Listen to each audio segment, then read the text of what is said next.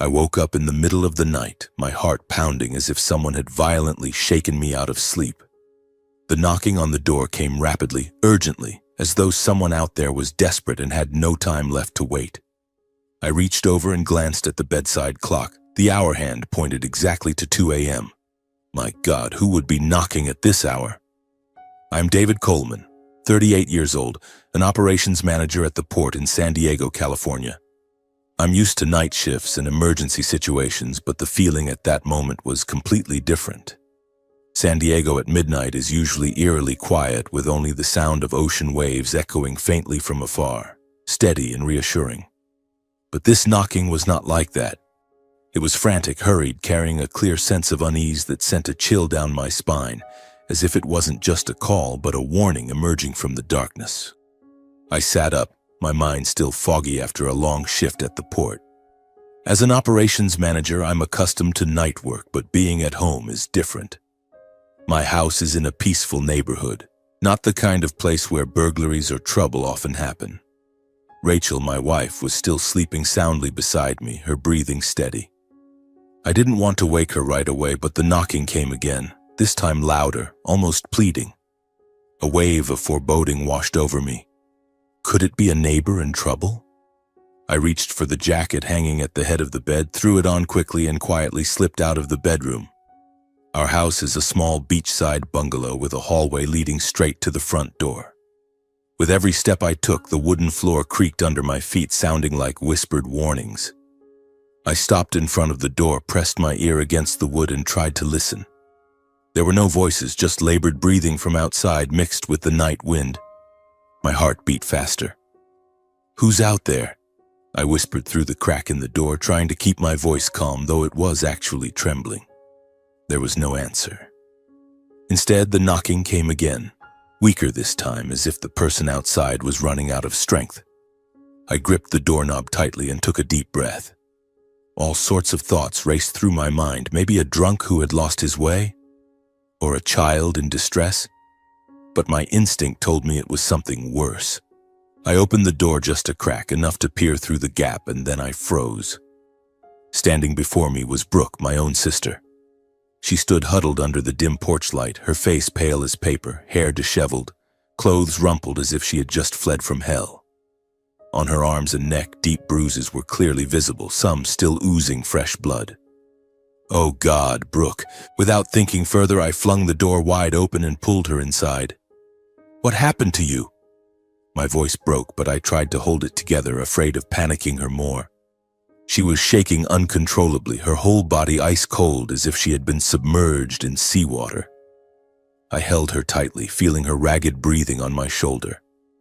The smell of blood mixed with tears twisted my heart. Rachel woke up from the noise and rushed out of the bedroom with a worried look on her face. She didn't ask many questions. My wife is always like that, quick and calm in emergencies. "David, what's going on?" she whispered, then saw Brooke. Without another word, Rachel hurried to the kitchen, grabbing a thick blanket and a cup of warm water. I turned the heater up to the highest setting, hoping to chase away the cold that enveloped my sister. We helped Brooke sit on the sofa and wrapped the blanket around her. She curled up into a ball, eyes tightly shut, but I could see tears still streaming down her cheeks. I stood silently watching her, my heart aching. Brooke, my little sister, now looked like an injured baby bird. The bruises on her neck, they looked like fingerprints from someone squeezing tightly. On her arms, several long scratches, red and raw. I wanted to ask immediately to know who had done this to her, but I held back. A flood of questions surged in my mind. How did she get here from La Jolla? What happened with Nolan? But I knew Brooke was still in shock. Her eyes were wide open, but her gaze was vacant, as if she were somewhere far away. After a while, when Brooke's breathing had steadied a bit thanks to the warmth from the heater and the cup of water Rachel gave her, I slowly sat down beside her. My eyes looked at her with both worry and remorse. "Brooke, are you okay? Tell me what happened," I asked, keeping my voice as calm and gentle as possible, like soothing a child. I didn't want to scare her further. Rachel sat on the other side, gently stroking her back in silent comfort. And then, like a dam breaking, Brooke suddenly burst into sobs. The crying echoed, all the pent-up pain exploding out. She clung tightly to me, her shoulders shaking. "David, I can't take it anymore." Her voice broke, mixed with sobs. I held her even tighter, overwhelmed by helplessness. "Tell me, Brooke, what on earth happened?" Brooke wiped her tears, trying to regain composure. She began to speak, her voice trembling but filled with pain. "It's Nolan, David. My marriage. It was never as stable as you thought. Nolan Price, her husband, a wealthy man in La Jolla with a flashy exterior, luxury cars, beautiful house. I once thought she was lucky to marry him, but now, behind that facade is terrible coldness and control. He controls everything. Where I go, who I meet, even what I wear has to be according to his wishes." I listened, my heart tightening. Brooke continued, her voice growing softer as if afraid someone might hear. "I discovered he was cheating a few months ago. At first, I tried to endure it, thinking it might just be a passing fling. I desperately advised him, begged him to think of me, of our child. But he became more and more blatant. He brought that woman home right in front of me, treating me like I didn't exist. Her words made my blood boil. I imagined the scene. Brooke, my sister, who used to be the cheerful little girl running around the house, now reduced to an outsider in her own home. Every time I questioned or resisted, he responded with violence. At first it was verbal. He cursed and humiliated me. Then gradually he started physically abusing me. These bruises, she pointed to her neck, her voice choking. The worst was tonight. He brazenly brought his mistress home, laughing and talking as if I were invisible. I objected, begged him to stop, but he flew into a rage and beat me mercilessly. I was stunned. The image of Brooke being beaten, fleeing into the night, not knowing where to go except to me, her only brother. I ran away from the house, David. I ran on foot in the middle of the night. I couldn't call a taxi because I left in such a hurry that I had no money. I only knew to come here. To you. You're the one I trust the most." Hearing her story, I felt both heartbreak and rage. Tears rolled down my face without me realizing. Brooke's married life had never been as peaceful as I had assumed. I thought she was happy with that rich husband living a luxurious life in La Jolla. But behind it all was hell. And the most bitter part was that I had been too busy with my port job with endless long shifts to notice the loneliness and danger she had been enduring alone for so long. I held her tighter and whispered, "You're safe now, Brooke. I'm here. I won't let him hurt you again."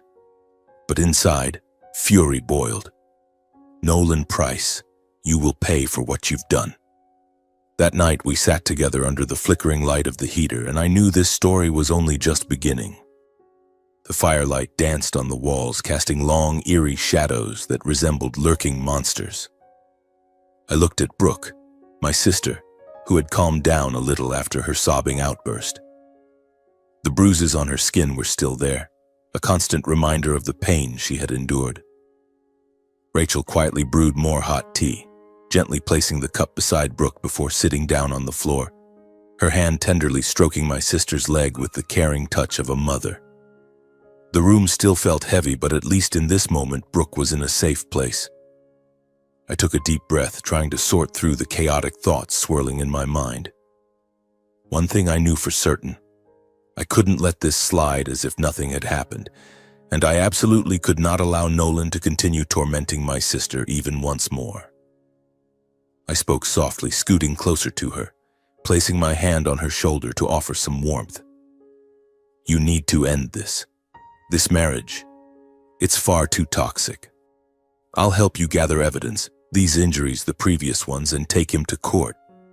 He has to be held accountable for what he's done." My words carried determination, but also deep concern. I imagined Nolan standing in the defendant's dock, his arrogant expression crumbling. That was the justice my sister deserved. But Brooke's reaction stunned me. The moment she heard the words divorce and lawsuit, she froze in shock, her body stiffening as if turned to ice. She shook her head repeatedly, an instinctive reflex, her eyes filled with terror, a fear even more horrifying than the purple bruises on her skin. "No, David, we can't do that," she whispered, her voice trembling, her hands clutching mine tightly as if letting go would cause everything to collapse. Her eyes widened, tears streaming down again, but this time not from physical pain, but from a deep, inner horror. I tried to hold her, to comfort her. "You can't keep living like this. He'll end up killing you." But she gently pushed me away, shaking her head even more violently. "You don't understand. Please don't make a big deal out of this, I beg you. If this goes even one step further, the consequences will be beyond my control." Her voice broke as if she were pleading for her very life. My heart tightened. Brooke, my once strong, carefree, laughing sister, now looked like a hunted animal, always ready to flee. She began to speak, her voice halting as if it took immense effort to get the words out. "Every time he hurt me, he accompanied it with cold threats. He said if I ever dared to divorce him or report him, he would make sure I lost custody of our child. He'd do anything to ensure I never saw my child again." I went numb. A little child, probably still very young, trapped in the middle of this hell. He said he has his own lawyers, money to hire private investigators to prove I'm an unfit mother. I'm so scared, David. My child is everything to me. I listened, the anger inside me now mixed with profound sorrow. But Brooke wasn't finished. She continued, her voice trembling like an autumn leaf in the wind. "Nolan has repeatedly emphasized the power and wealth of the Price family. He said they're capable of twisting any story to their advantage. His family, they have connections to judges, to the police, to all sorts of people. They can turn white into black." She paused, swallowing hard, her gaze distant as she stared into the flames. I trembled just thinking about it. My in-laws would spread rumors to destroy my reputation, paint me as a gold digger, mentally unstable. They'd circulate fabricated stories so that society itself would judge. Who is more believable? A wealthy, powerful family like the Prices, or a vulnerable woman like me? Her words cut into my heart like a knife. I writhed in pain, realizing that my sister wasn't just suffering physical abuse, the visible beatings, but had also been controlled through psychological terror for a long time. It was an invisible cage built from threats, money, and power. Brooke wasn't fleeing the punches, she was fleeing the fear that if she stepped out, everything would become even worse. I live with that fear every day. Every morning when I wake up, I think of my child and I choose silence. I couldn't take it anymore. I stood up, pacing back and forth in the room, trying to suppress my rage. "Brooke, listen to me. Staying silent only encourages him to go further. Today it's beatings. Tomorrow it could be worse. You have to fight. I'll be right here with you. We'll find a way." I sat back down, my voice persuasive, breaking it down step by step. "We have evidence. Your injuries, maybe hospital records. The law will protect you. Don't let him win through fear."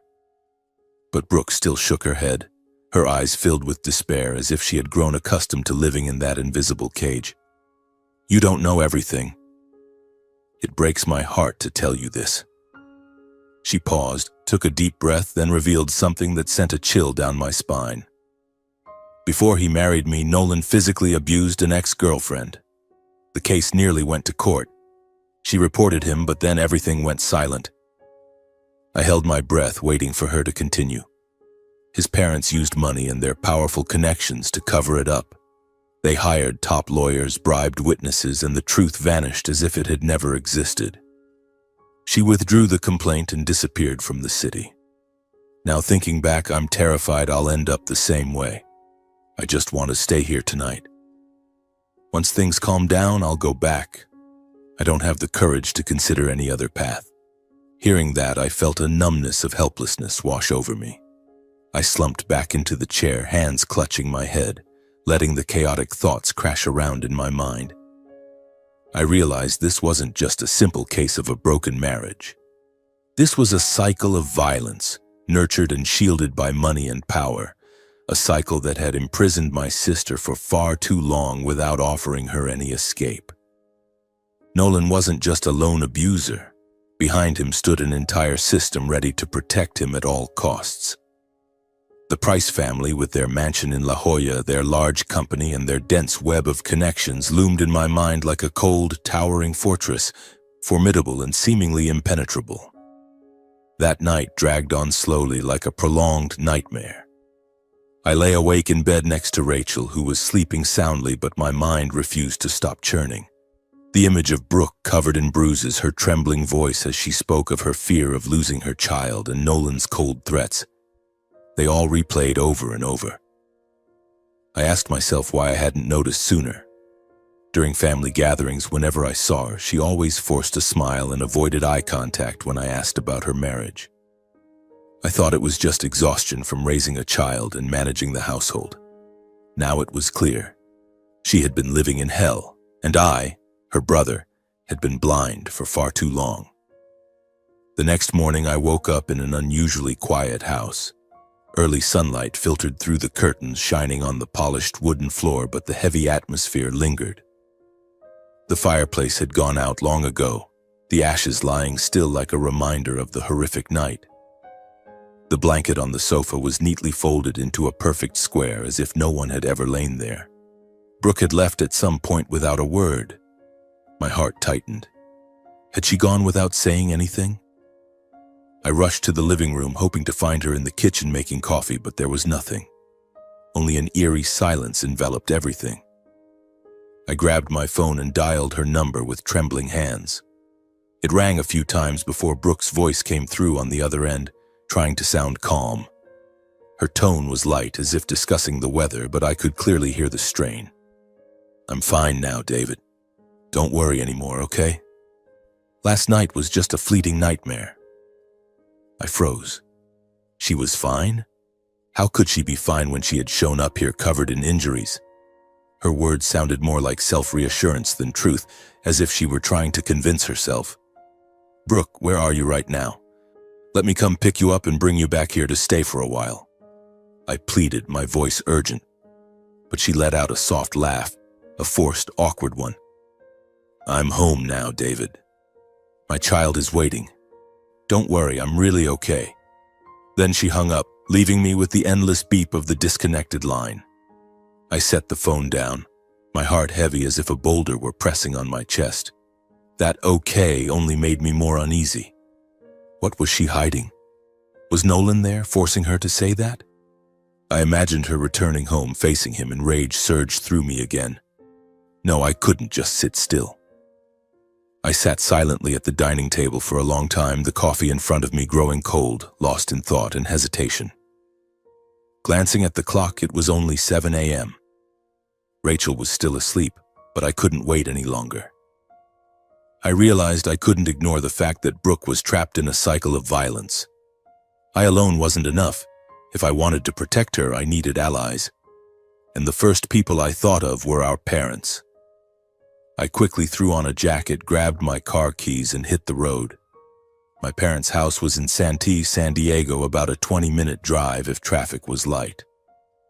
Early in the morning, the streets were mostly empty, with only a few delivery trucks here and there. I sped along the highway, the sea breeze blowing in through the window, but it did nothing to dispel the urgent mix of faint hope and anxiety in my chest. My parents, Frank and Janet Coleman, had always been the rock for me and my siblings since we were kids. My father worked as a mechanic in a repair shop. My mother was a retired elementary school teacher. They weren't wealthy, but their love was boundless. They would surely be furious when they heard, and they would stand by Brooke. I pictured my father clenching his fists, my mother in tears, and then the three of us planning together to save her. That hope made my heart beat faster, but deep down a nagging unease lingered. Were they now older and accustomed to a peaceful life, willing to confront this? I arrived as the sun climbed a little higher. My parents' modest house sat in a quiet suburban neighborhood, with the flower garden my mother tended and the garage where my father tinkered with cars. I parked in front, took a deep breath, and knocked. My father opened the door, his face surprised. "Why are you here so early? Is something wrong, son?" With his hair now completely white from the years but his build still sturdy from a lifetime of manual labor, my father carried the resilience of hard work. My mother, Janet, emerged from the kitchen, wiping her hands on her apron, eyes wide. "Oh, my boy, why do you look so tense? Come in, I'll make coffee." They were startled to see me appear so early, my face strained and far from my usual calm demeanor. I typically visited on weekends with a smile and a few small gifts. We sat around the kitchen table, the aroma of fresh coffee filling the air, but the mood quickly grew heavy as I began to speak. Without beating around the bush, I solemnly recounted everything from the night before.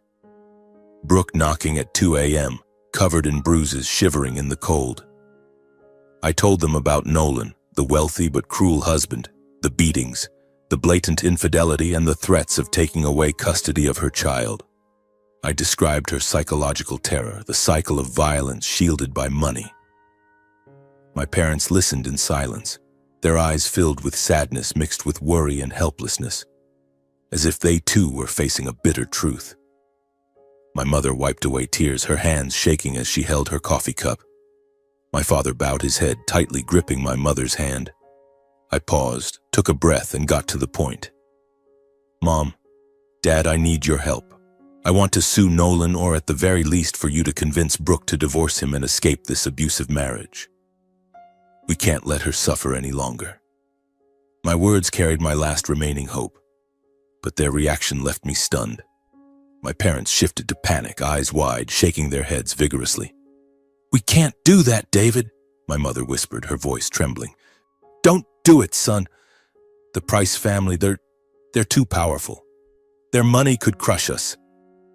My father nodded, his voice low. "She's right. Just endure it. They're a force we can't touch. We've seen many cases, ordinary families who dared to sue the rich and then faced retaliation. Everything falls apart, from finances to reputation." To persuade me to drop the idea, they recounted stories they had witnessed. A friend of my father's who sued a wealthy boss for fraud, only to be slandered, lose his job, and end up destitute. A neighbor who reported her son-in-law for abuse, but the in-laws used money to bribe lawyers and portrayed her as insane in court. "We don't want our family to be the next one, David," my mother choked out. "Brooke just needs to endure a little longer, and it will pass. As long as the family stays intact, no one gets dragged into danger." I was dumbfounded, frozen. Their words cut into my heart like a knife. My parents, the ones who had taught me about justice, about protecting family, were now advising endurance. I looked at my father, remembering childhood days when he taught me to fight back against bullies at school. "Don't be afraid, son. Stand up for yourself. If you show weakness, they'll just bully you again." And now, they had lived too long in submission and fear, to the point of sacrificing their daughter's happiness and safety for a false sense of peace. What kind of peace was it when Brooke was slowly dying inside?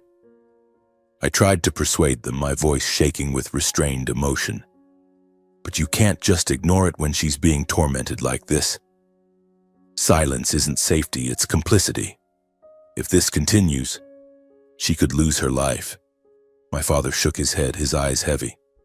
"You're still young. You don't understand life fully yet. Money and power rule everything.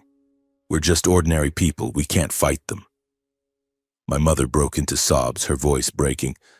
"I love Brooke so much, but I'm scared. I'm scared of losing everything." The conversation dragged on in a suffocating tension, like a string pulled to its breaking point. When no words could sway them, I stood up and left, burdened with profound disappointment. The car sped away into the gray morning, my mind in turmoil. I realized a painful truth. For now, Brooke had to face her fears alone, and as for me, I had stepped into this fight on my own with no way to turn back. The days that followed passed like a prolonged nightmare, slow, relentless, and haunting.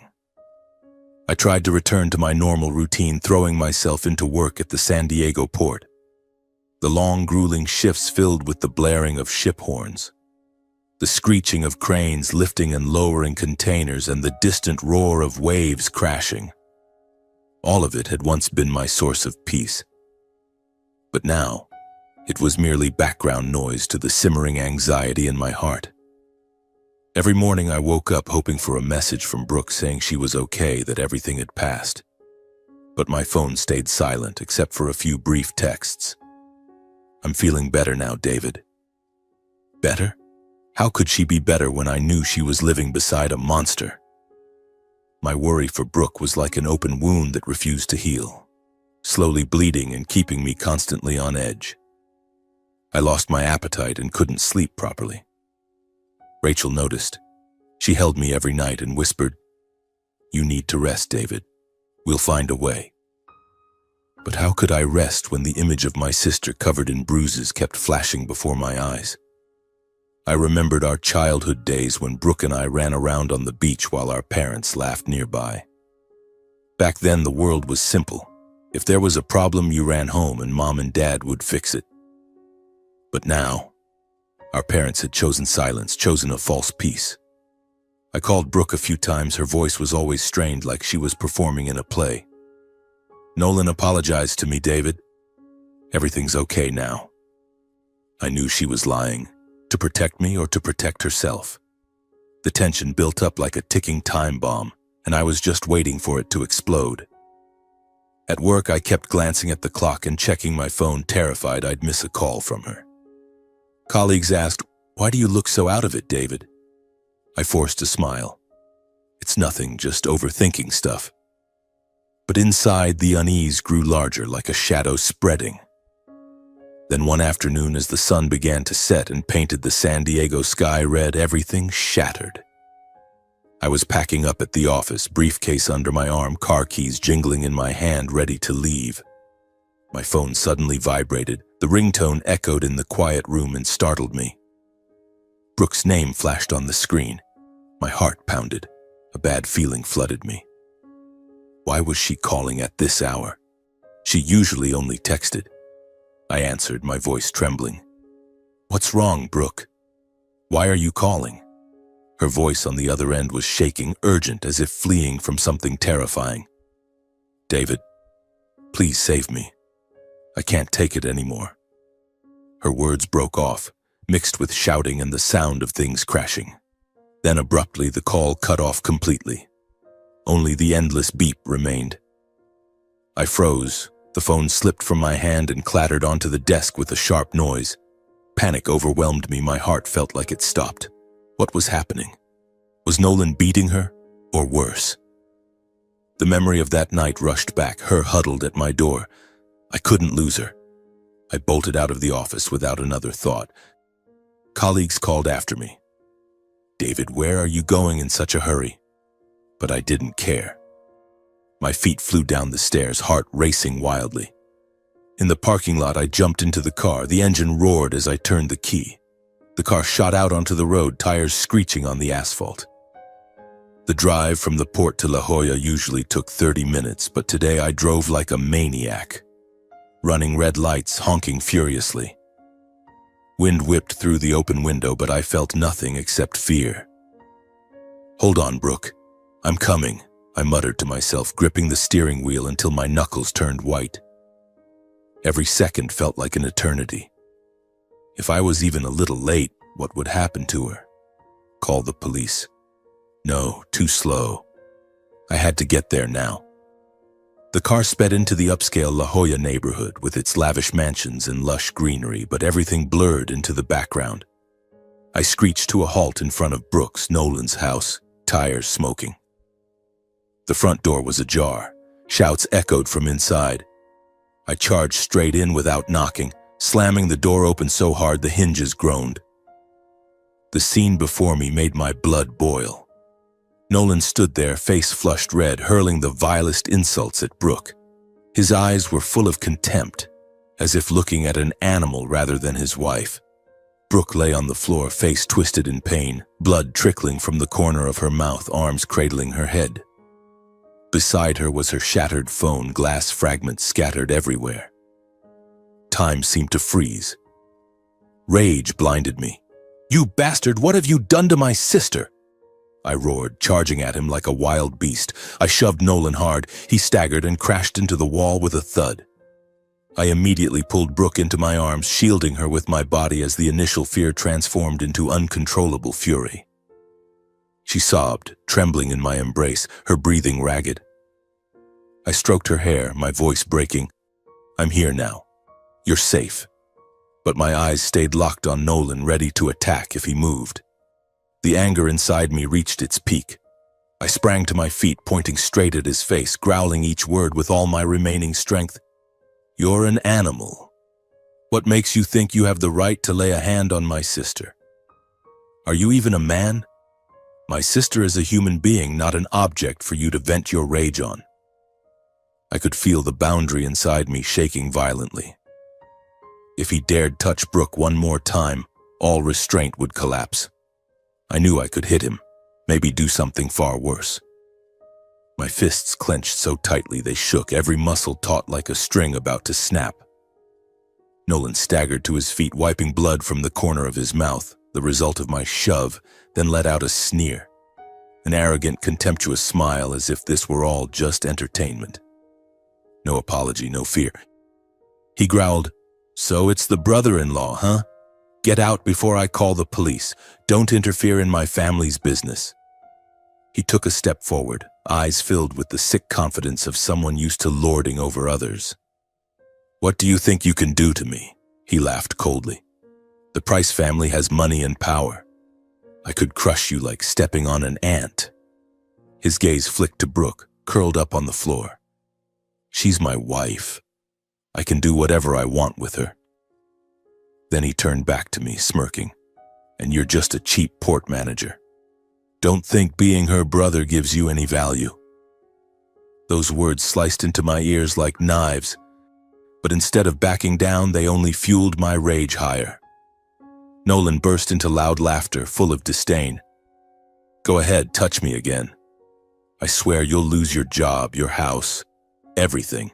Go back to your rat hole before you regret it." Instinct took over. I lunged forward, fist clenched, body tensed, ready to deliver the punch that would end it all. In that moment, Brooke suddenly struggled to her feet and grabbed my arm with what little strength she had left. "Stop, please stop, David. I beg you, don't hit him." Her voice trembled, almost breaking. "I can't take it anymore. Don't get in trouble because of me." I froze. My fist remained clenched, but my body stayed rooted in place.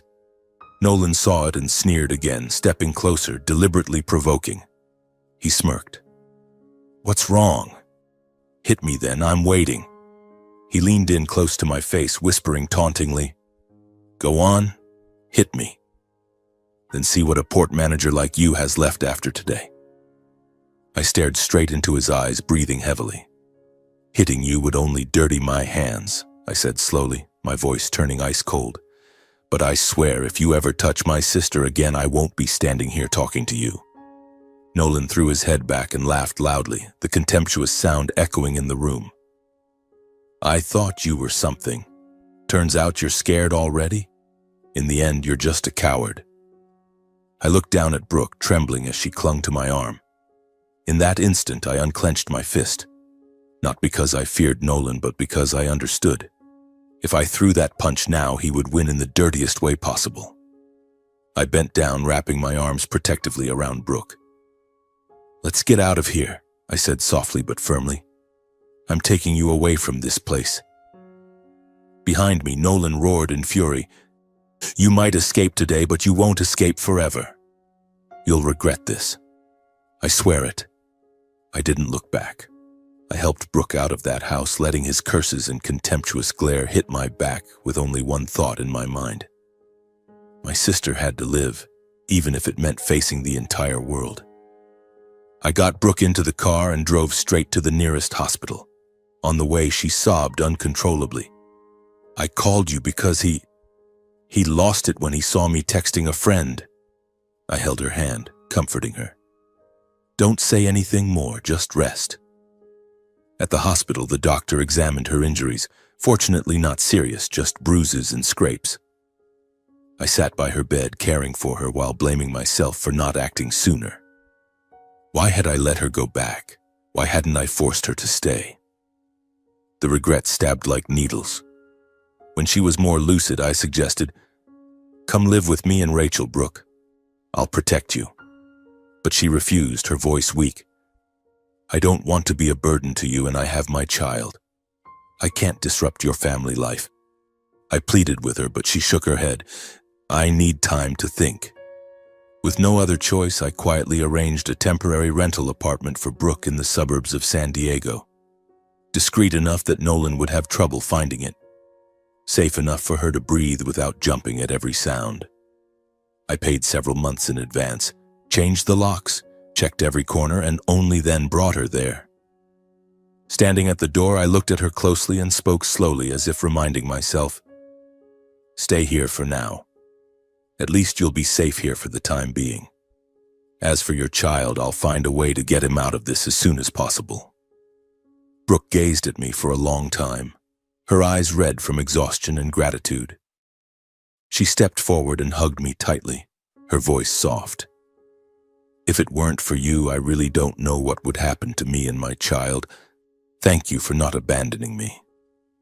I left in silence, carrying a heavy weight on my chest. I knew this wasn't the end, not even the real beginning. Nolan wouldn't stop so easily.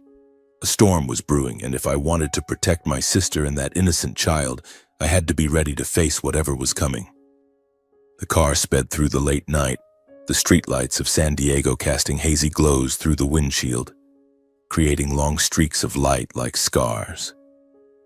I drove slowly, not out of fatigue, but because my mind was reeling from the images I had just witnessed. Brooke lying on the floor, blood trickling from the corner of her mouth, Nolan sneering with arrogance.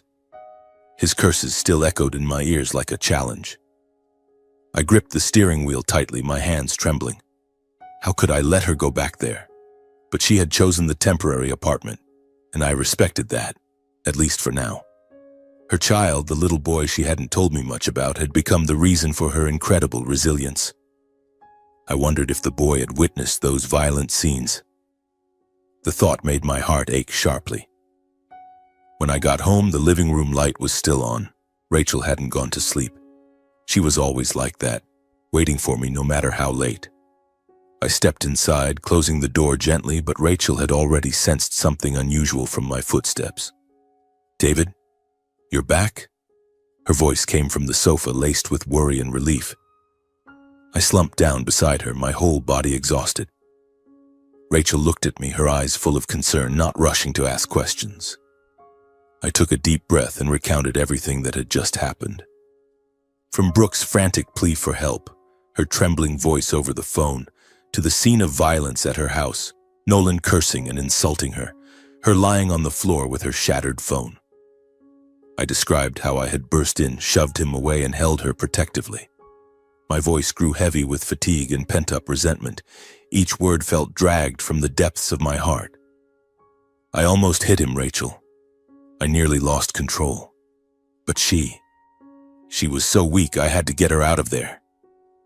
Rachel listened quietly without interrupting once. She simply placed her hand gently on my shoulder, stroking it comfortingly, letting me unload the overwhelming emotions from what I had witnessed. Tears rolled down my face without me realizing. Not crying exactly, but the explosion of suppressed feelings. Rachel hugged me and whispered, "You did the right thing. I know you're blaming yourself, but thanks to you, Brooke is safe right now. You didn't abandon her, and that matters more than anything. I'm here with you. We'll get through this together." We sat like that for a long time in silence, with only the ticking of the clock and the sound of our breathing. I remembered our wedding day, how Rachel had smiled radiantly and promised to stand by me through every storm. Now the real storm had arrived, and she remained as steadfast as ever. When I had calmed down and my breathing steadied, Rachel spoke. Her voice was serious yet gentle. "David, I've seen and heard enough to understand. This is no longer an ordinary marital conflict. This is a dangerous situation that could spiral beyond our control. Nolan isn't just a bad husband. He has an entire family behind him with money and power. If we act impulsively, Brooke will suffer the most." Her words were like a splash of cold water, but necessary. I nodded and listened. Rachel was always the one who thought things through, unlike me, who often let emotions guide me. Then she admitted, I've been thinking of someone ever since you told me about the Price family and how they cover things up. It's Uncle Jonathan Myers, my uncle. He's a former lawyer who for many years specialized in marital cases involving wealthy and powerful families. He worked at major law firms and knows exactly how families like the Prices operate. I was surprised. Jonathan? I had only met him a few times at Rachel's family gatherings. An older man with silver hair, sharp eyes, who loved telling thrilling stories about cases. But now, the idea made sense. Rachel continued. He has experience with similar situations. Domestic violence hidden behind money. He can give us advice. She suggested, you should meet Uncle Jonathan to get guidance and a proper path forward. We can't take risks or make mistakes that could put Brooke in an even worse position. You can't do this alone, David. At first I hesitated. I didn't want to drag anyone else into this mess. Jonathan was Rachel's relative. If things went wrong, he could be in danger. I don't want to involve him, Rachel. Nolan and his family, they're ruthless. I shook my head, imagining him being threatened. But Rachel reasoned persuasively. That's exactly why we need an expert. Uncle Jonathan knows how to handle this. It's not his first time. Staying silent or hesitating now means letting Brooke continue facing danger. You saved her today, but what about tomorrow? Nolan will find the temporary apartment. He'll use money to track her. We need a plan, not impulsive actions. Her words struck me. I thought for a long time, staring out the window into the enveloping darkness. The image of Brooke trembling, her child waiting at the grandparents' house, all of it made me realize Rachel was right. I wasn't enough on my own. Finally, I set aside my hesitation. Okay, I'll call him. I took out my phone and dialed the number Rachel gave me for Jonathan. It rang a few times before his voice came through, warm and alert despite the late hour. What's going on that you're calling so late? I briefly explained the situation. About Brooke, Nolan, the violence, and the threats. He listened without interrupting, then said, Sounds serious. Meet me tomorrow at our usual cafe, the one on the corner near your place. I arranged to meet him in person, feeling a partial sense of relief. Rachel smiled. I'm glad you did the right thing. That night I slept fitfully, dreaming of Nolan's sneer, but this time Jonathan was standing beside me. The next morning I woke early, checked messages from Brooke. She reported she was safe, but the tone still felt forced. I drove to the quiet cafe in the suburbs, where the trees were lush and the air fresh. Jonathan was already there, a steaming cup of coffee in front of him, his glasses glinting in the morning sun. He greeted me with a firm handshake. Sit down. Tell me the whole story in detail. The meeting unfolded in a serious atmosphere as I recounted everything. From the initial abuses Brooke had described, the threats of losing custody, to the Price family's cover-ups, how they used money to bribe in Nolan's ex-girlfriend's case. I described the night she knocked on my door, the rescue yesterday afternoon, my voice trembling as I recalled her lying on the floor. Jonathan sat in deep thought for a long time, not rushing to judgment. He sipped his coffee, gazing into the distance as if organizing everything in his mind. Then he concluded, his voice low. It's quite clear, David. This is classic domestic violence, but shrouded in power. Emotions and anger alone aren't enough to confront a powerful family like the Prices. They have their own lawyers, connections to the courts, even the media. If you charge in unprepared, they'll crush you and Brooke. His words cut sharply, but they were honest. I nodded, my heart racing. So what do we do, Uncle? He emphasized, you need solid legal evidence. Medical records, witnesses, documentation of infidelity, everything must be airtight, undeniable. No one can single-handedly fight a system accustomed to distorting truth with money and connections. I've seen many cases. Victims accused then get painted as gold diggers or mentally unstable. I pictured that scenario. Brooke's fear became clearer than ever. Jonathan continued, but the most viable path isn't just legal. The law is slow, and with money they can drag out a case until the victim is exhausted. You need the power of media and public opinion. When the truth is presented properly, it can create counter-pressure. Get the story to the press, social media, let society judge. The Price family fears losing their reputation more than the courts. Hearing that, I felt as if I had awakened. For the first time, I saw a clear path through the maze of power. Until now, I had only thought of lawsuits, but the media? The idea made my heart pound with excitement, like stepping into a major battle. You're right, but how do we start? Jonathan smiled for the first time. We'll make a plan. First, gather evidence quietly. I'll guide you. Don't rush, but move quickly before Nolan acts. We sat there, and together with Jonathan, we began crafting a calculated plan to gradually bring the matter into the light. The cafe grew quieter as customers trickled out, leaving only our whispered conversation mingling with the rich aroma of coffee. Jonathan spread out paper and pen on the table, sketching a simple diagram, a network of steps from gathering evidence to launching a media campaign. He emphasized, "Silence is the key, David. Don't let the Price family suspect anything. They have eyes and ears everywhere. Lawyers, private investigators. One wrong move and they'll strike back before you can even catch your breath." I nodded, my heart pounding. The thought of Nolan plotting revenge against me sent a chill down my spine.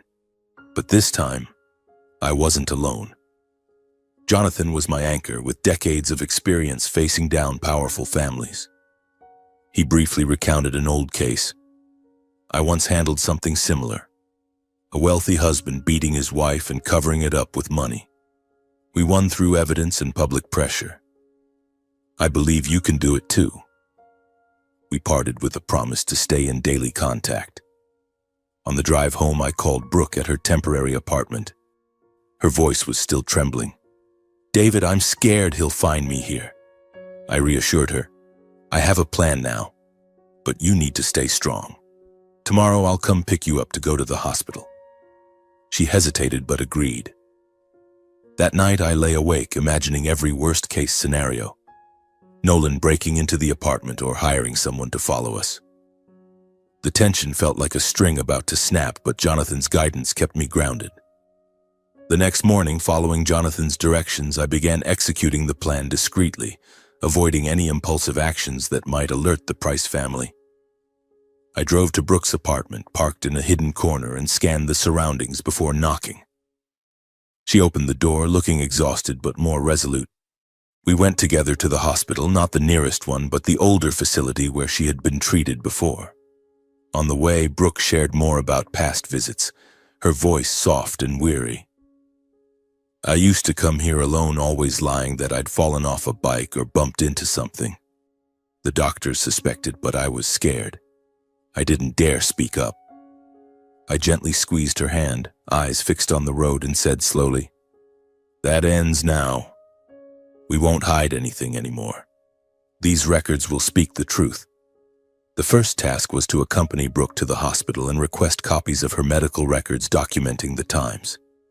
She had sought treatment for unusual injuries during her marriage. We sat in the waiting room, my heart racing. The administrative staff eyed us curiously. "We need a reason for the release." I stayed calm as Jonathan had instructed, for personal purposes in accordance with medical privacy laws. They agreed after verifying Brooke's identification. The medical reports were printed out, page by page, bruises on the neck, dislocated shoulder, soft tissue injuries to the abdomen. The dates matched the incidents she had described. I held them with trembling hands. "This will be undeniable evidence."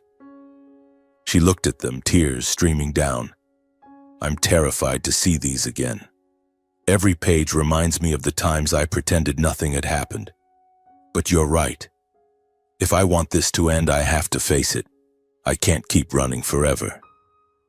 Those records became objective, official evidence from the hospital, not just words. At the same time, I hired a private investigator as recommended by Jonathan, a discreet older man who had once worked for the police. We met in a quiet diner and I asked him to track and gather documentation on Nolan's extramarital affair. I want you to follow his meetings, take photos, but keep it completely covert. Don't let him suspect anything." The investigator nodded. "I'll do as you ask, but the cost will be a bit high. Make sure you're prepared." In the days that followed, I waited anxiously, checking an anonymous email account daily. The first report arrived. Nolan meeting his mistress at an upscale cafe, kissing openly. Then schedules, hotels, restaurants, even weekend getaways. The reports showed the affair wasn't fleeting. It had lasted at least 2 years, carried out brazenly while Brooke endured abuse. The photos were clear. Nolan laughing and flirting with the woman while my sister suffered at home with injuries. I read them, blood boiling. "You bastard, you dared to be this blatant?" But I held back, copied the reports and stored them securely. I also tracked down Nolan's ex-girlfriend, the one who had silently left him years earlier. Jonathan had given me her address. She now lived in Los Angeles, working a regular office job. I drove there, heart pounding. When the door opened, a woman in her mid-30s stood before me, eyes wary. "Who are you looking for?" she asked cautiously. I introduced myself and briefly explained Brooke's situation. She shook her head immediately. "I don't want to remember that. The Price family. They terrified me. They threatened me, used money to force me to stay silent." I didn't push, only speaking slowly about how my sister was in the exact same position she had once been in, and that if no one spoke up, Nolan would continue harming others. Before leaving, I left a note with my phone number, saying I'd always be ready to listen if she changed her mind. She closed the door in silence. I left without much hope. A few days later, an unknown number appeared on my phone. When I answered, her voice came through low. "I've thought it over. If you still want the truth, meet me at a cafe." Sitting across from each other, after hearing more details about Brooke's current situation and realizing my determination to take this to court, she fell silent for a long time before nodding.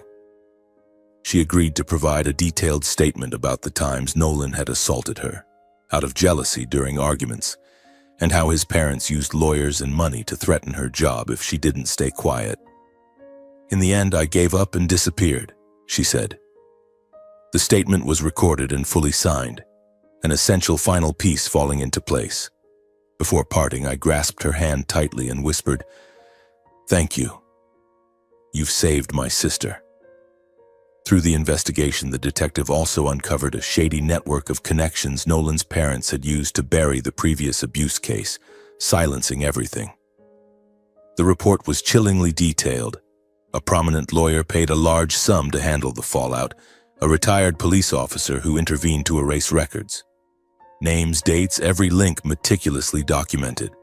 I read it, spine tingling, muttering, "They have a network this extensive?"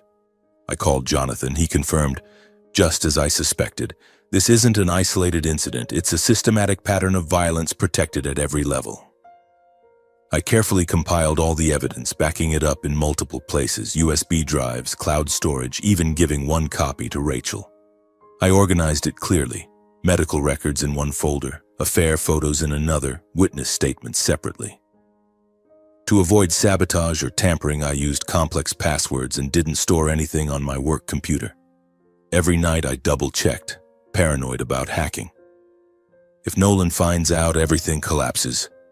That thought kept me awake. I handed the full dossier to Jonathan for review, editing, and legal assessment. We met at his office, a discreet place with no sign.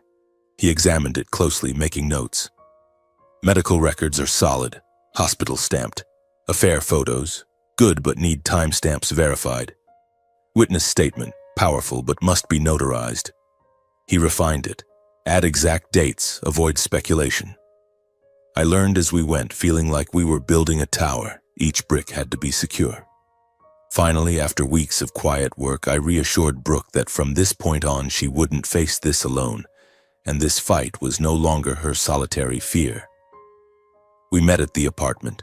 She held her child, the innocent little boy who knew nothing. "I have enough evidence now. Jonathan says we're ready. You're not alone anymore. Me, Rachel, Jonathan, even his ex-girlfriend. We'll win." She cried, but this time tears of hope. "Thank you for helping me." I hugged her. "We'll get through this together." The tension remained. Nolan had called her a few times with threats, but now we had weapons. The battle was about to begin, and my heart pounded with anticipation, like waiting for the first thunderclap.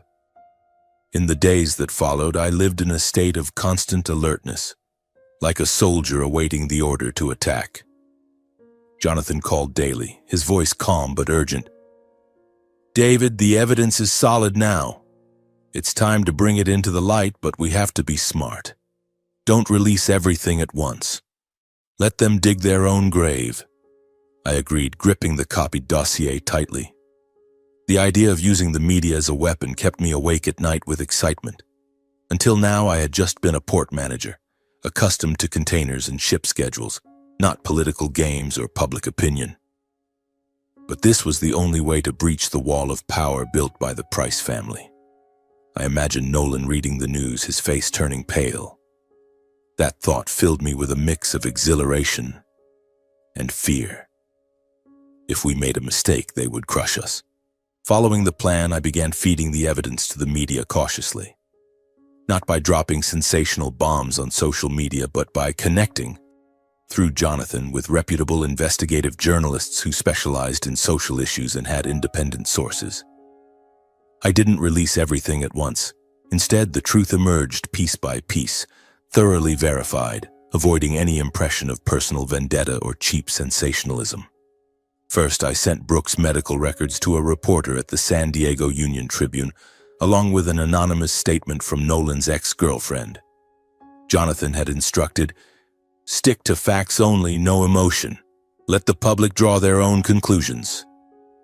I sat at my computer, sending the anonymous email, my heart pounding as if I were committing a crime. A few days later, the first articles began appearing on investigative online sites, then gradually spreading to print. They focused on the medical records and signs of repeated abuse, corroborated by independent sources like unrelated doctors and medical experts. The tone was dry and objective, stating only the facts.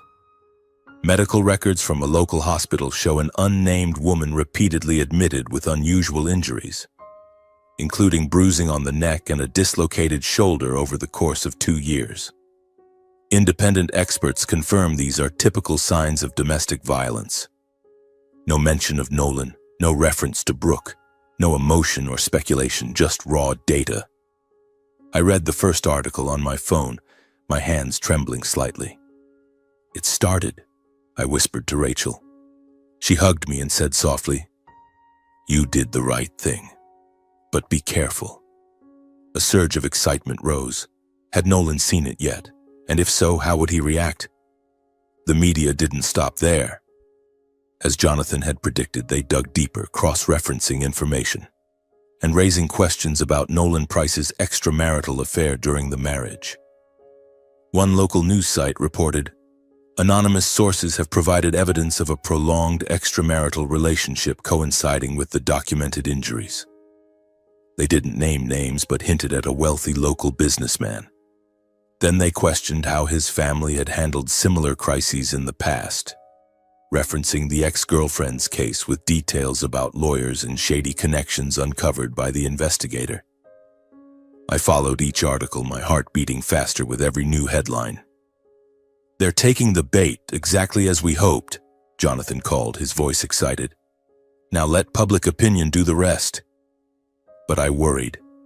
One night, Brooke called in tears. "A reporter contacted me. I'm scared Nolan will find out." I reassured her, "Don't respond yet, just let me handle it." This is part of the plan. Online communities began speaking out, like an undercurrent building into a storm. The articles were shared on Twitter, Facebook, and Reddit, especially local forums in San Diego and La Jolla. People expressed outrage at hidden abuse. "Another rich guy who thinks he's above the law. Stop domestic violence." Comments like that spread quickly with hundreds of shares. But there were also skeptics questioning the truth. Who knows? It might be fabricated for extortion. Reading them left me conflicted, glad the story was gaining attention, yet afraid misinformation could ruin everything. The case had transcended one family's private matter and become a hot topic on social media. I stayed up late monitoring screens, refreshing constantly. My heart racing each time likes surged. "What if Nolan sees it?" Rachel asked. "He will," I replied firmly, though unease gnawed inside me. Then came a turning point. Women's advocacy organizations got involved. The National Domestic Violence Hotline, a 24/7 national service offering free confidential support, publicly expressed concern on their website and social media. They posted, "We are monitoring reports of concealed domestic violence in San Diego. If you are a victim, call our hotline or text us for crisis intervention, counseling, and service referrals." They proactively reached out to Brooke via an anonymous email forwarded by Jonathan, offering legal and psychological support, plus safe shelter if needed. Brooke told me, "They called me David. They said I'm not alone and have experts to help prepare my statement." I was thrilled but nervous. Could Nolan be monitoring? Similarly, the National Coalition Against Domestic Violence, NCADV, the leading grassroots organization against domestic violence, with a mission to lead and mobilize society for change and zero tolerance, spoke out. They posted on their official page, "Recent reports of power-shielded domestic violence in California highlight the need for policy change. NCADV is committed to supporting victims and survivors with educational resources, legal advocacy, and community support." They contacted Brooke directly, sending materials on victim rights and connecting her to local support groups. "They said I have rights to my child," Brooke whispered over the phone, her voice mixing hope and fear. I clutched the phone. "See? We have allies now." But deep down I worried. This attention might drive Nolan mad. The media continued tracing the Price family's social connections, questioning their use of money and influence to cover past violence. A deep investigative piece in the Los Angeles Times, facilitated by Jonathan's connections, exposed the Price family, owners of a major real estate company in La Jolla, has been linked to similar incidents with allegations of using connections to erase records. They interviewed anonymous sources hinting at involved lawyers and police. The family's polished image, glamorous social media photos, parties with the elite, began cracking visibly. Online comments, "Wealthy but immoral." Reading them made my heart pound. This was a critical blow. But Nolan called Brooke. "You think you can touch me? I'll destroy you." She recounted it, voice shaking. "David, I'm scared." I rushed to her apartment and held her. "He's panicking. That's a good sign." The impact spread to the family's company.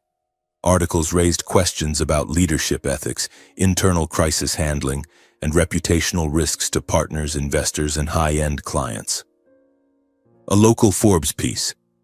Could a domestic violence scandal affect Price Enterprises' reputation? It quoted experts. Today's clients are sensitive to social ethics. Domestic violence is a major issue. I monitored developments around their business. Though not publicly traded, rumors trickled out. Some partners posted cautious statements about temporarily reviewing collaborations and ethical standards. Others publicly announced project delays, citing reputational risk assessments. On industry forums, people discussed a fund quietly withdrawing and professional associations reconsidering ties, unwilling to be linked to any domestic violence scandal. I pictured Nolan's parents in emergency meetings, faces pale as their familiar protective circle cracked.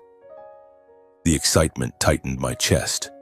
We were gaining the upper hand, but the big question lingered. When would they strike back? I understood the media wasn't the end goal, just a tool to create pressure and dismantle the long-standing shield. Sitting with Jonathan at our usual cafe, he said, "Public opinion is the strongest weapon against power.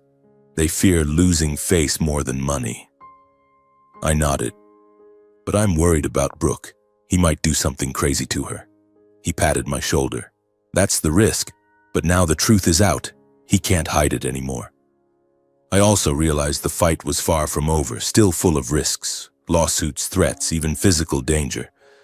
But at least now the truth was no longer buried in silence.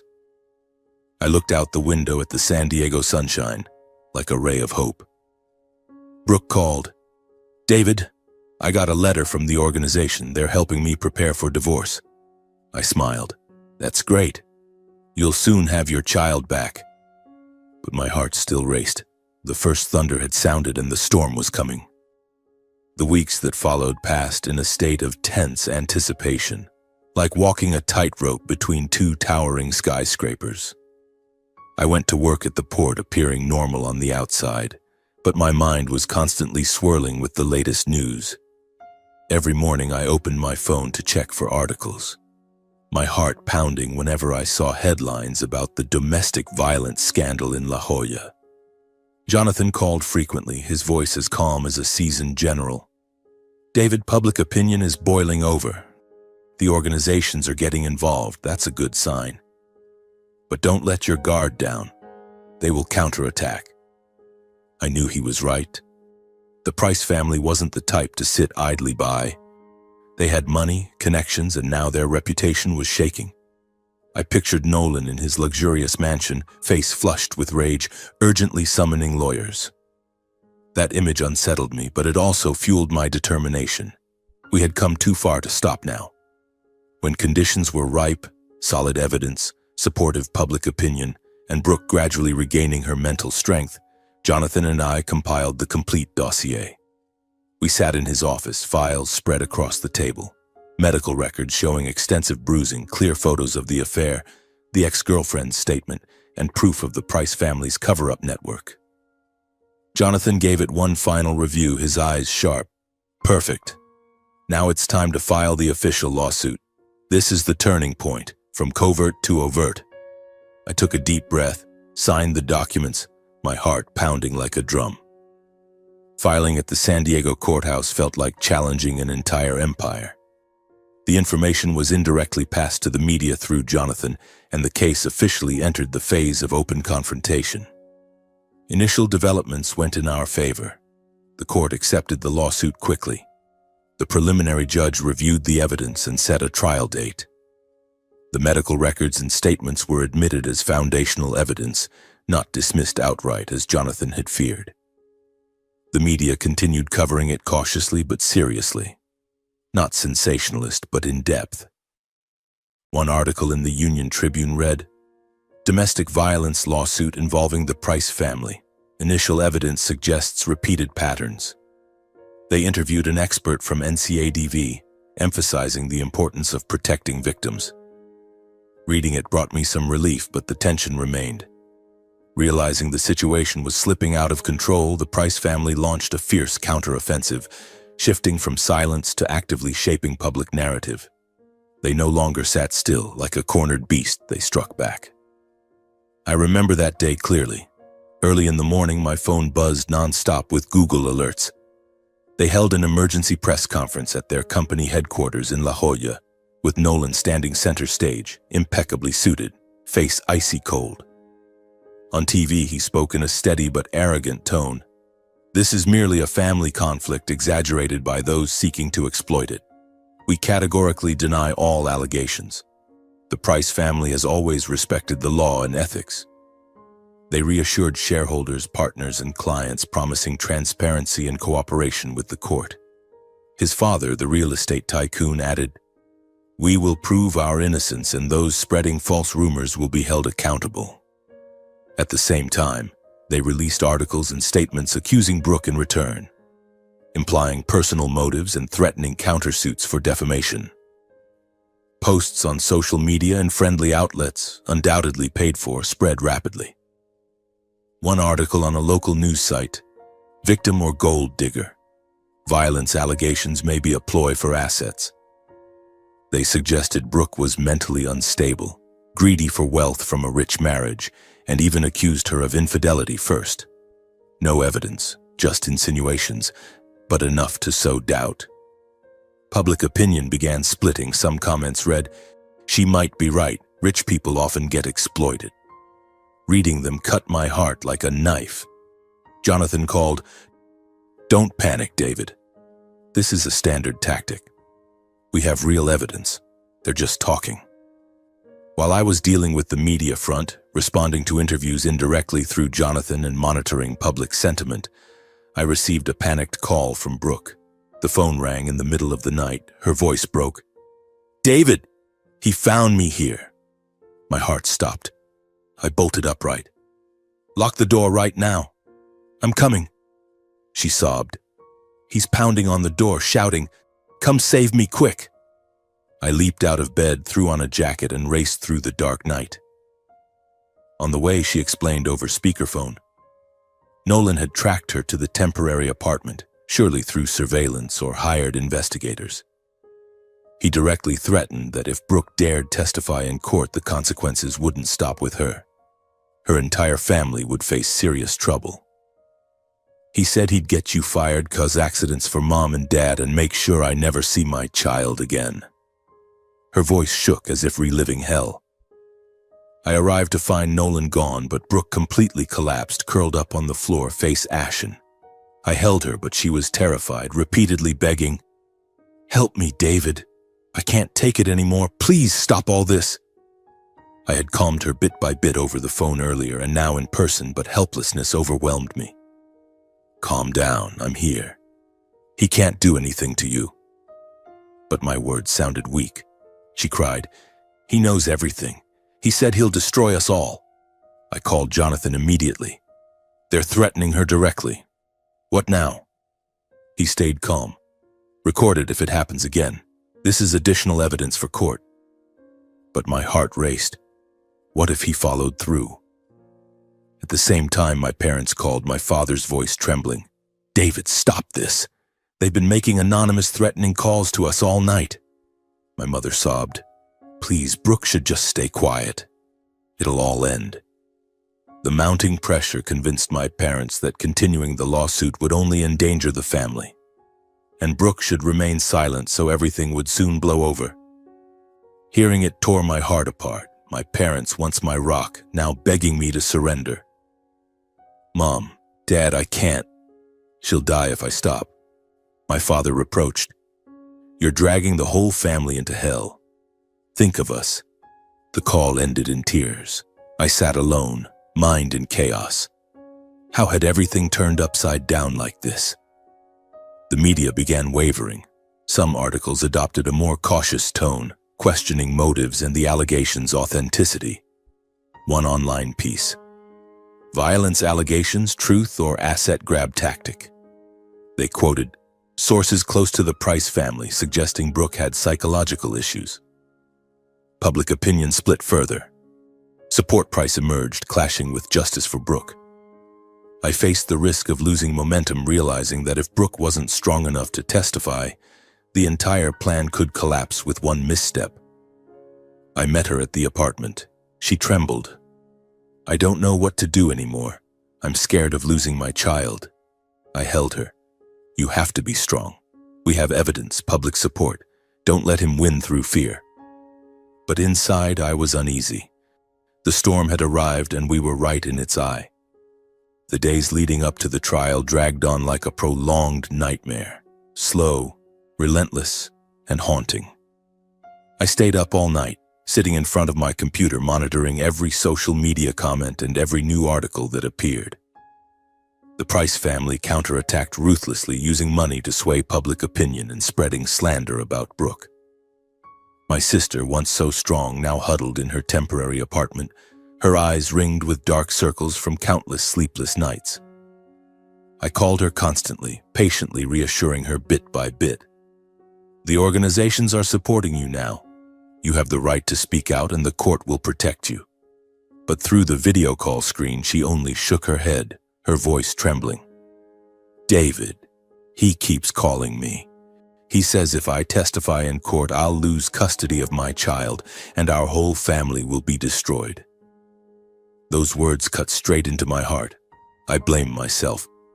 Was I dragging her into a war that was too brutal? But I also knew that stopping now would be no different from surrendering, allowing Nolan to continue tormenting her in silence. Jonathan tried to keep me steady. "David, this is the decisive moment. The trial will be the final battle. Prepare Brooke mentally." We held an urgent meeting at our usual cafe, where he outlined tactics. "They'll delay and attack the evidence, but ours is solid. Medical records, affair photos, witness statements. As long as Brooke testifies in person, they can't break it. I nodded, but anxiety surged. Rachel stayed home, brewing coffee for me every morning and hugging me as she whispered, "I'll help Brooke. She needs a woman by her side." I didn't know then what Rachel had been doing quietly. I just thought she was comforting her. The tension built like the air before a thunderstorm. Every phone ring made my heart tighten. The day of the trial finally arrived like a ticking time bomb exploding. The case had drawn massive media and public attention. The courtroom in the San Diego courthouse was packed from early on, reporters crowding outside the doors, microphones and cameras flashing. I entered with Jonathan clutching a heavy briefcase of files, but felt lighter seeing Brooke. She arrived with Rachel, face pale but eyes resolute. The atmosphere was tense from the very first minutes. The judge banged the gavel, the room fell silent, broken only by whispers from the gallery. On the other side, Nolan sat ramrod straight in a sharp black suit flanked by a formidable team of lawyers, 4 of them faces impassive with thick stacks of files. His parents sat behind him, their contemptuous gazes sweeping over us. I sat beside Brooke, holding her hand under the table. "I believe you can do this." She nodded weakly, but her hand was ice cold. The trial began with opening statements. Jonathan presented clearly. "Your Honor, this is a case of repeated domestic violence shrouded in power. We have medical evidence, witnesses, and a history of behavior." He submitted the files and projected slides showing Brooke's bruises and Nolan's affair photos. The courtroom murmured. Reporters scribbled furiously. But the Price family's powerful legal team immediately dominated. Their lead attorney, a tall man with a booming voice, stood to rebut. "Your Honor, these are baseless accusations from a failed marriage. There is no direct evidence, only speculation and rumors. They relentlessly targeted imperfections in our files. A vague date in the investigator's report, a statement not fully notarized. This is a smear campaign aimed at asset seizure," the lawyer shouted, pointing at us. Both sides hurled accusations and counter-arguments non-stop like an endless boxing match.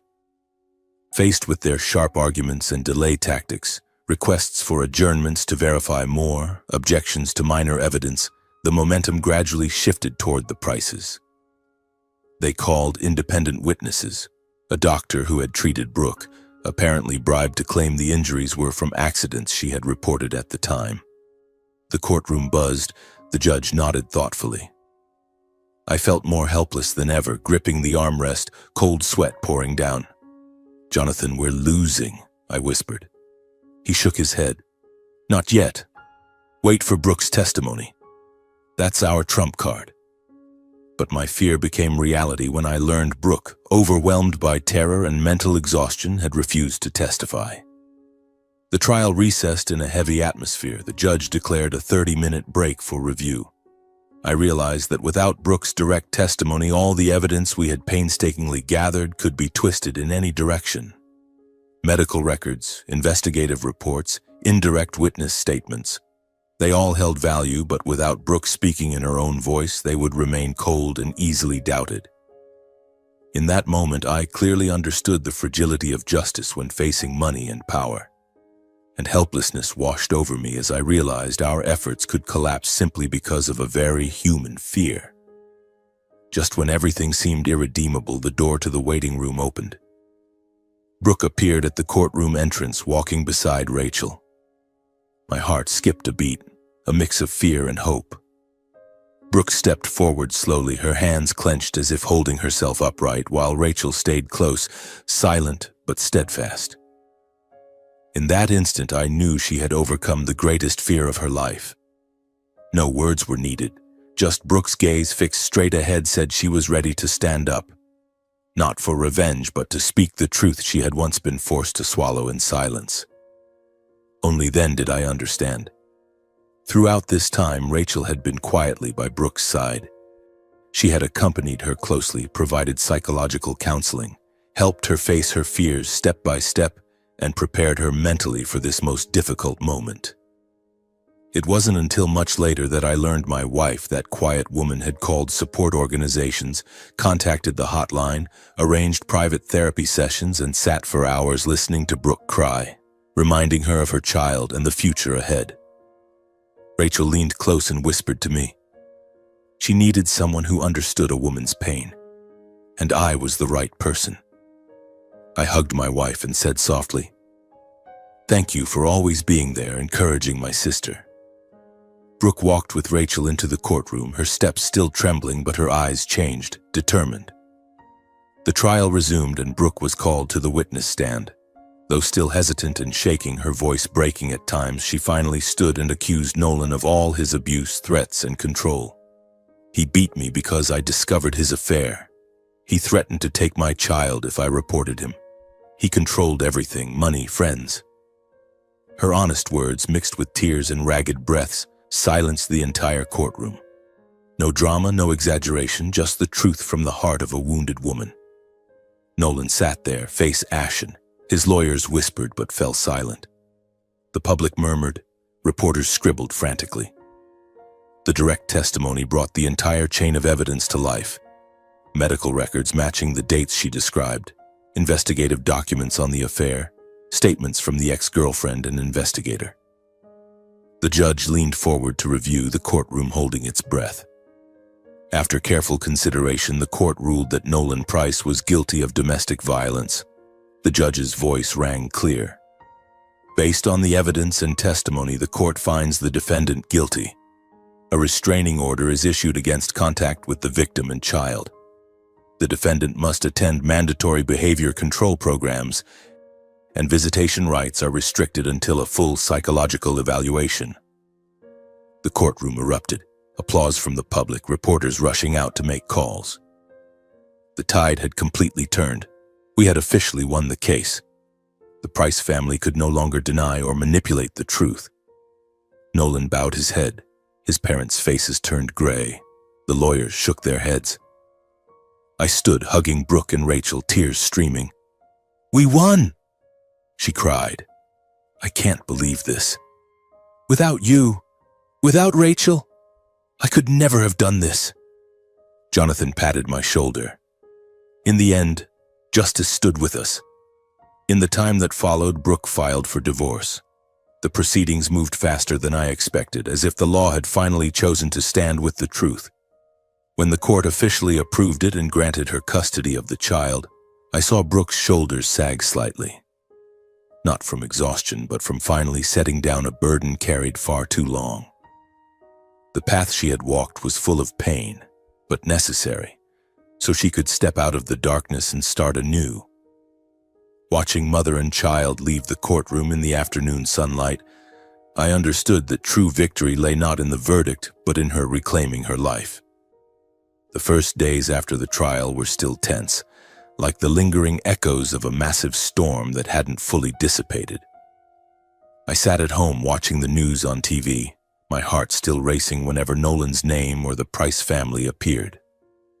Once the truth was fully exposed, the media and women's and children's advocacy organizations unanimously stood on the side of the victim.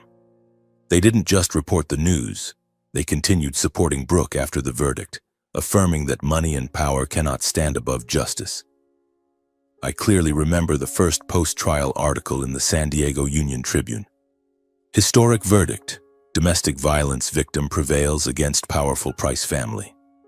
They interviewed a representative from the National Domestic Violence Hotline, who emphasized, "This proves the system can protect victims no matter how powerful the opponent."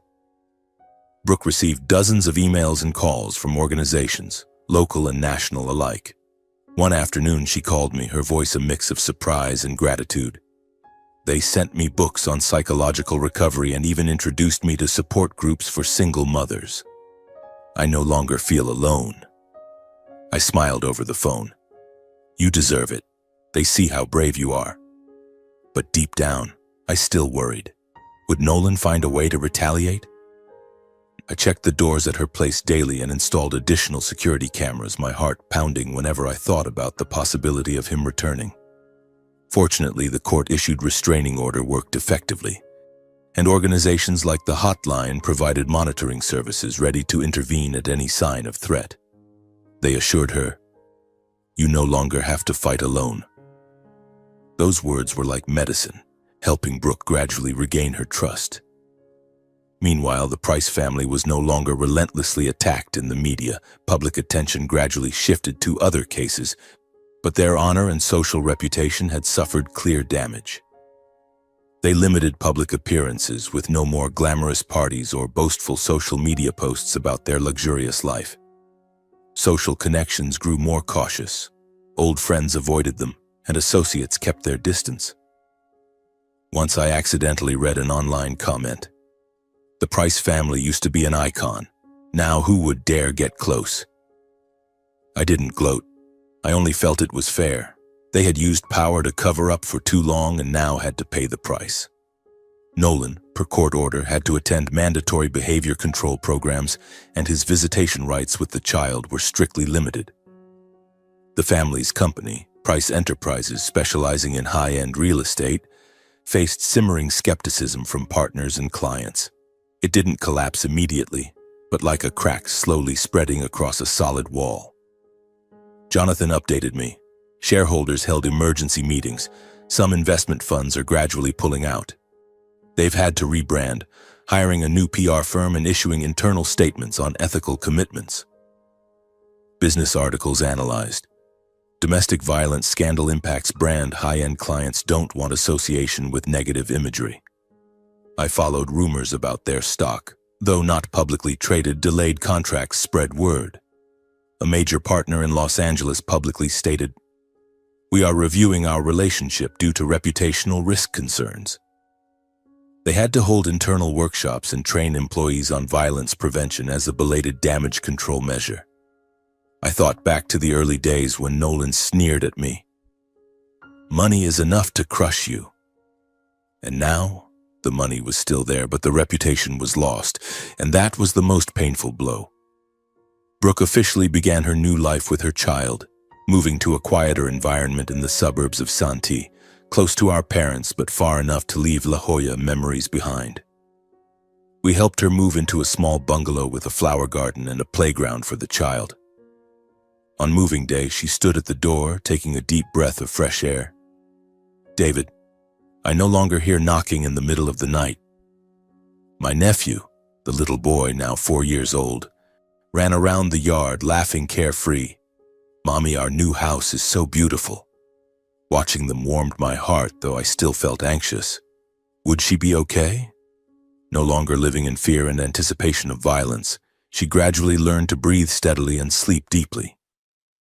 Organizations like NCADV sent materials and helped her find a job, a light office position suitable for a single mother. I regularly took my sister to psychological therapy, session by session. I scheduled fixed appointments every Wednesday, driving her to the center recommended by the hotline. The therapist, a gentle middle-aged woman, helped her name her fears, untangle guilt, and regain control of her life. At first, she was silent, only crying, but gradually she spoke. "I used to think it was my fault for choosing him." The therapist shook her head. "No, you're not at fault. You were a victim, and now you're a survivor." I waited outside, my heart racing each time she emerged with red eyes. But over time, Brooke grew more stable. She slept deeper, no longer startled awake at night, talked more, sharing future plans, and began believing she wasn't wrong for standing up to protect herself and her child. One session, she truly smiled. "David, today I talked about my son and I realized how strong I am." I hugged her. "I always knew. You've always been." One day on the way home from therapy, I saw our parents waiting in front of Brooke's new house. They had come on their own initiative, faces heavy and no longer avoiding us. My father's hair was grayer, his eyes red. My mother, Janet, held a bouquet, hands trembling. "David, Brooke, we're here to talk to you," my father said, voice choked. I stopped the car, heart pounding. After months of anger, what were they here for? Brooke stepped out, face paling at the sight of them. We went inside and sat around the kitchen table, the atmosphere heavy like the day I first told them the story.